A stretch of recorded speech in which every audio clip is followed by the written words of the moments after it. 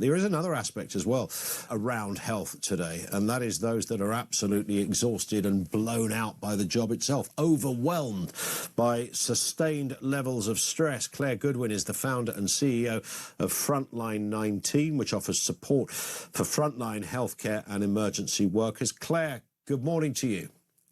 Morning, Ian. Lovely to see you. You too. Look, it's a job that everyone knows comes with a degree of stress. The clue is in the job. You're at the coalface. You're dealing with trauma. You're dealing with all manner of emotional issues. The hours can be long. You think you're going to do a 6-hour day, and then just at the last knocking, somebody comes in. You do a 10-hour day. So there's a lot of moving parts to being a clinician in whatever respect. So it's already stressful just by dint of it existing, one would assume. But what's happening here is that it's getting to even greater levels for many frontline workers. Is that about right? Yeah, it is. At Frontline 19, we've supported frontline healthcare workers over the last 6 years since the start of the pandemic. And I think as much as many of us want to leave the pandemic very far behind, it does have a major impact on the workforce generally. There's been a 76% increase from people seeking help for suicidal thoughts from 2024 to 2023. It's a huge increase. And that's just the stats we know about now.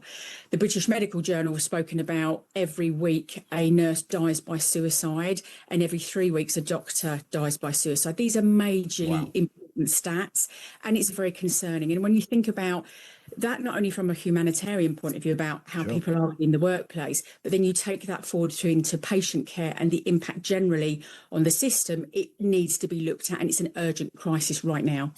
What has happened here then? Is this, there's the obvious answers, shortage of staff, a lack of, it's not necessarily lack of overarching money, there's a ton of money keeps going into the NHS. Where it's allocated is perhaps a question that's equally as important on that. What's actually happened, Claire? Why this tipping point has been hit? I think it's multifaceted. I think if you look at the COVID inquiry, and they said that if it wasn't for the staffing and the workforce holding the NHS and the healthcare system up, it would have collapsed. I think that cannot be underestimated, but I think it's much bigger than that. Nursing itself has massively, in fact, healthcare has massively changed over the years. We've got an aging population. Yes, funding across the board may look better, but actually when you look at the amount of cuts that happened over the last 15 years, it does have an impact.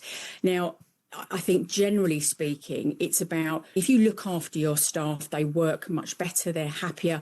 And if you look at the cost of sick leave and medical negligence, which is all connected and ultimately about patient care, it's a no-brainer that you look after your staff. And things that we recommend are clinical spaces for staff to debrief after particularly traumatic situations. We want every single healthcare worker to have mental health training, which surprisingly they don't, because I think that helps them. That also improves patient outcomes and patient care. And I think it's also about looking after your colleagues within the workspace.